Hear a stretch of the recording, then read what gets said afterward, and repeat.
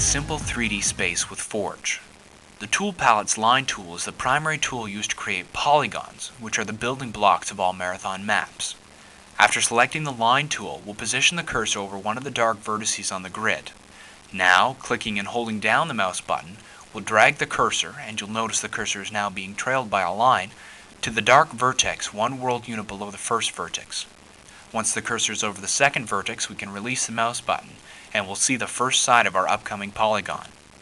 We'll just repeat this procedure 3 times to make an enclosed outline of a square. Now, the most important step, we have to tell Forge that we want the outline to be a polygon. This is done with the Fill tool. Once we've selected it, we simply click on the inside of our square and it fills with white, making it a valid space in the 3D world. But one polygon does not a level make. Before we can see what our 3D world looks like, we'll need to add at least one more adjacent polygon and a player. Using the line tool, we can attach new lines extending from the existing vertices, like this.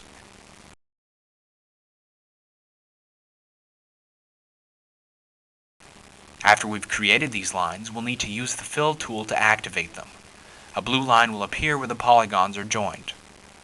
Next, we'll select the tool palette's skull, which is actually the object tool, and click on one of the polygons. When confronted with this dialog box, we can select Player from the Group menu and adjust the direction which the marine is facing. We now have a small 3D space we can explore. Select Visual from the View menu and we're treated to a field of white. But don't be fooled, the level is right there in front of us, waiting for us to paint on some textures. We'll just select a nice wall texture from the texture palette and click, and our world starts to take shape.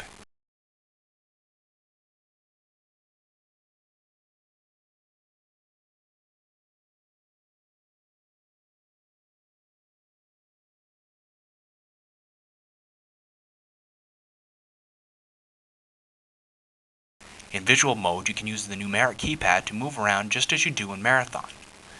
Notice that when we hold down the Option key, the cursor changes to an eyedropper. This allows us to select any wall texture we see without going to the palette, and the next wall we click on will have that texture.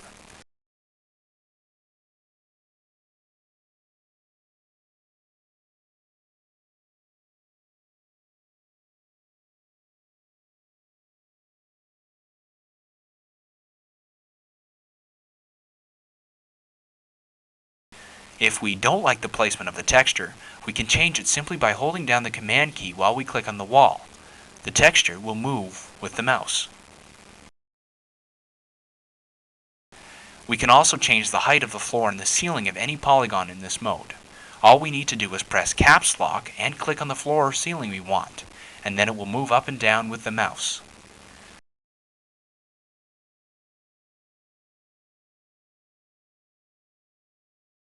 We can also assign walls, ceilings, and floors a variety of attributes in visual mode. For instance, we can make the lights on the ceiling pulsate back and forth.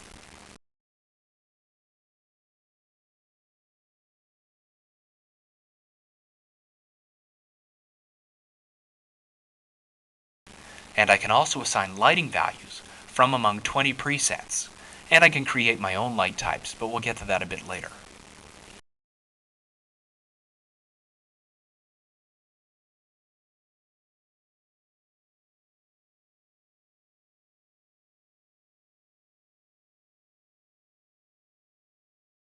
Now that we've experimented with our first 3D space, we need to review a few simple rules for making polygons.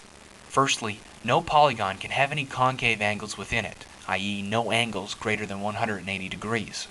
Larger rooms, like the one we just made, must be created with multiple polygons. If you create a polygon with a concave angle, it will not fill.